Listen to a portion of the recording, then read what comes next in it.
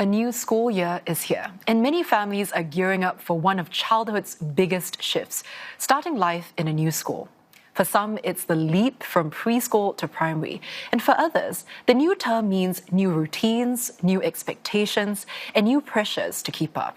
Well, tonight we begin our week-long Back to School special on navigating these transitions, not just for children, but for parents too. Joining me tonight are Alsen Chanamuto, who is school's engagement manager at the Centre for Fathering, and he is also a father of three, and Teo Ching Ling, principal of Alexandra Primary School. Welcome both to the show. Thank you for having me. Thank you. Now, Madam Teo, I want to start with you. When a new cohort comes in each year, how does the school help prepare for students who are both making transitions from preschool to primary and also from primary to secondary? Wow, so the work actually starts way before the first day of school. So the school actually looks at it from the perspective of age appropriateness. So from preschool to primary school, we look at it from the angle of more varied areas, from details like weight of school bag and how well the child is sleeping, and also whether the child is able to interact with friends or not. Right? So since 2019, MOE has come up with this resource which allows a parent to interact with the child using this activity book.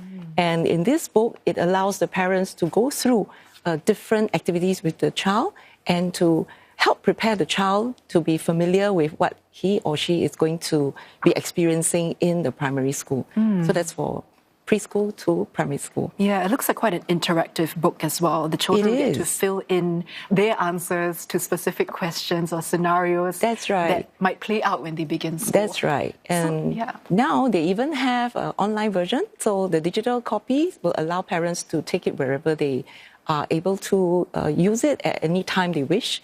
And as for the transition from primary school to secondary school, we focus on a more specific aspect based on the students' needs, and that is really like friendship issues and their personal identity. And we then focus on preparing them on building friendships with their primary six friends. Like after their PSLE exam is over, a lot of time is spent getting them to have a common activities, and also to we work closely with other schools, secondary schools, for example, to arrange for visits to the secondary schools to allow the primary school children to have a taste of what's happening in the secondary school, to experience it for like a day and be familiar with what's happening in the school. We also make arrangements for other secondary schools to conduct talks for the parents, so that both parent and child can attend the talks together and have a good discussion over what secondary school they are likely to be choosing. Yeah, and speaking of parents, I want to bring Alsen into the conversation, right? You're both a parent and also a school's engagement manager, wearing many hats. You have three children. Yep. So can you tell us if what Madam Teo has said earlier really does line up with your personal experience with your children moving into different transitions? Yeah, I mean, my second boy wasn't too long before he just moved from preschool to primary school. He's 8 years old. He's 8 years old now. And so, I remember having to go through the book with him, talking to him about school, preparing him about where his school's going to be, what's your routine's going to be. And that really helped him to, prep himself, because he's by nature quite an apprehensive boy. But my oldest kid, who's primary 6 right now, she is such a happy-go-lucky kid, and I didn't really have to talk too much to her about preparing for school. She just saw it as an adventure, right? But now that she's going from P6 to Sec 1 next year, we've had a lot of conversations. So I think as a parent, it's important that we talk to them, have many different conversations. Don't do that one-time talk with them and then hope that they learn everything. So small little conversations along the way helps them to prepare for the year ahead, the school, the schools that they may be going or looking at, things like that. Yeah, the consistency is quite important in the presence throughout the process, right?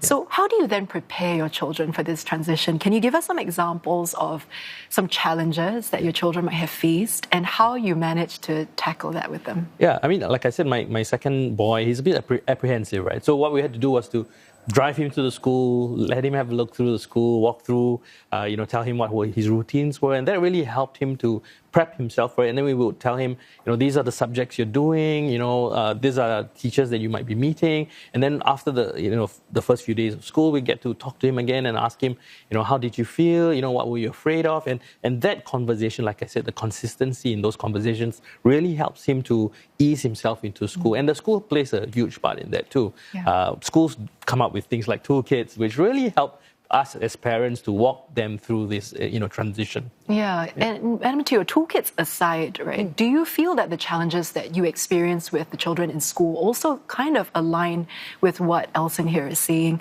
What are the biggest things that you've noticed students really struggle with in school, and how does the school step in to help? I really like what Alsen said about being consistently engaging their children, with what's happening in school. And typically the children struggle with human dynamics, things that they are not so familiar with, the responses of their friends, which they didn't expect, and kind of like a real-time challenge. Right. So we encourage the children to interact with their parents, but it's also how unique it is for the parents to find that when they spend time with their child, and they think that, okay, when I spend more time with my child, I'm actually socializing with my child or teaching them social skills. And an interesting observation I've made is, for children, when they interact with parents more or adults more, they tend to be in a situation where they are helped by the parents or the adults around them.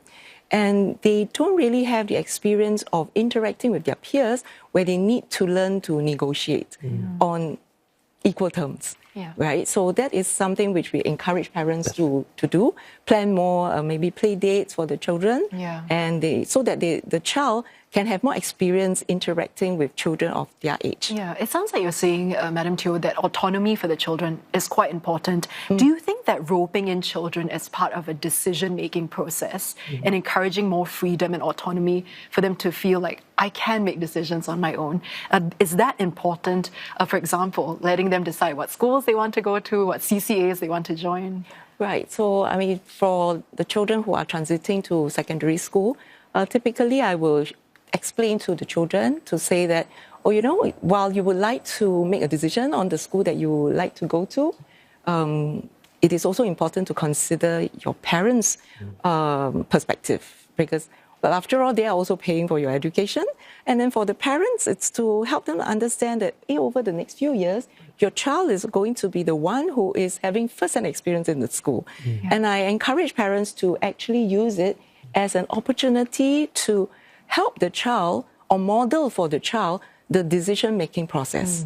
I want to bring it is something that Alsen parents well. can do. How do you help your child with this? What role do you think parents can play? I think it's very important and sometimes very difficult for parents when your child gets into trouble, is not socializing so well, that we want to quickly step in and save the day, right? But I think it's important as parents to know that I think it's helpful to talk with them and help them through the situation and say, what else could you have done in that situation? What could you have tried differently? Instead of, talking to the teacher, talking to the principal, I think that helps with the decision making and helping them make decisions for themselves. And that's where autonomy comes in. When you teach them to think critically for themselves, like, what could I have done differently? That gives them autonomy, right? And then, like you said, I think autonomy comes with also age appropriateness. Like secondary school choice, I think a student could make that decision, but of course with consultation with parents. But if you're going to ask a preschool kid which school you want to go to in primary one, I think that's a bit difficult. Parents have to make the decision, but they can choose the color of their school bag, the color of their,